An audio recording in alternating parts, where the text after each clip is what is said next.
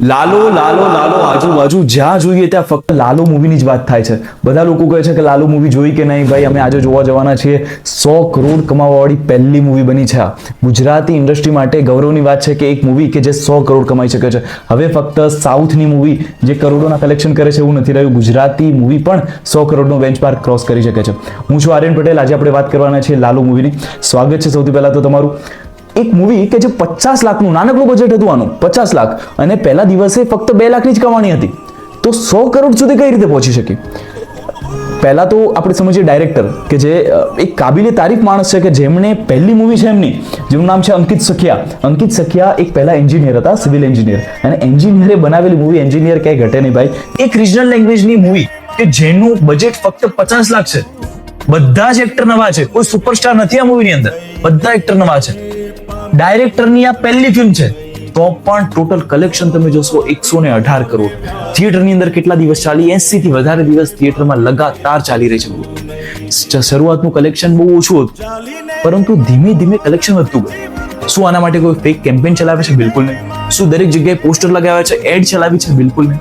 તો મૂવીની અંદર એવું તો શું છે કે ધીમે ધીમે આટલી બધી હાઇપ બની ગઈ ને અત્યારે તો બધાને ખબર છે કે લાલો મૂવી શું છે.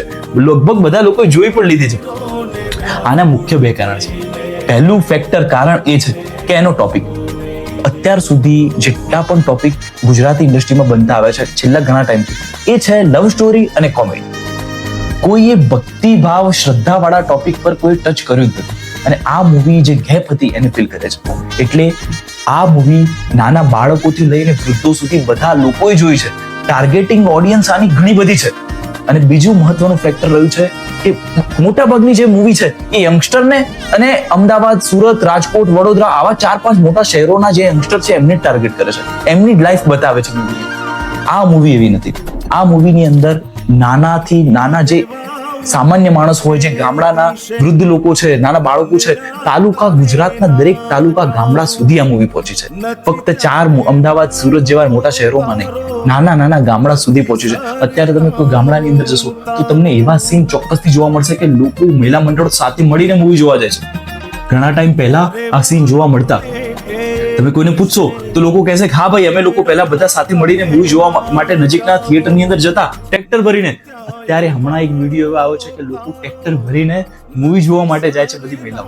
તો આ સીન ઘણા વર્ષો પછી સર્જાય છે. એક ગેપ હતી, ટાઈમિંગ એનું સારું હતું. હા, એક્ટિંગ તો બહુ સારી છે જ.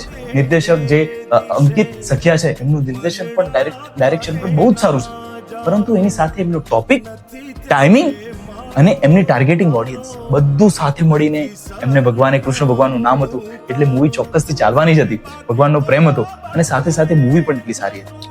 આ બધા ફેક્ટર સાથે મળીને આ મૂવીને 118 કરોડનું કલેક્શન પર લઈ જાય છે. ગુજરાતી ધારે કરી શકે છે. આ તો શરૂઆત છે. સાઉથ ઇન્ડસ્ટ્રીની જેમ ગુજરાતી ઇન્ડસ્ટ્રી પણ ચોક્કસથી આગળ વધશે જ. ફક્ત ગુજરાતી મૂવી ઇન્ડસ્ટ્રીની વાત નથી, ગુજરાતી તો દરેક ક્ષેત્રે આગળ રહ્યો છે. તમે આ મૂવી જોઈ છે કે નહીં? મૂવી જોઈ તો કેવી લાગી? ચોક્કસથી કમેન્ટની અંદર કહેજો. જય શ્રી કૃષ્ણ. મળું છું નવા વિડીયોની અંદર. ત્યાં સુધી તમારું અને તમારા પરિવારનું ધ્યાન રાખજો. અને હા, ચોક્કસથી આ વિડીયોને લાઈક કરી દેજો, સબસ્ક્રાઇબ કરી લેજો. ભાઈ, ગુજરાતીની મદદ કરવા ગુજરાતી નહીં આવે તો કોઈ પાકિસ્તાની થોડો આવશે. ચલો, જય શ્રી રામ.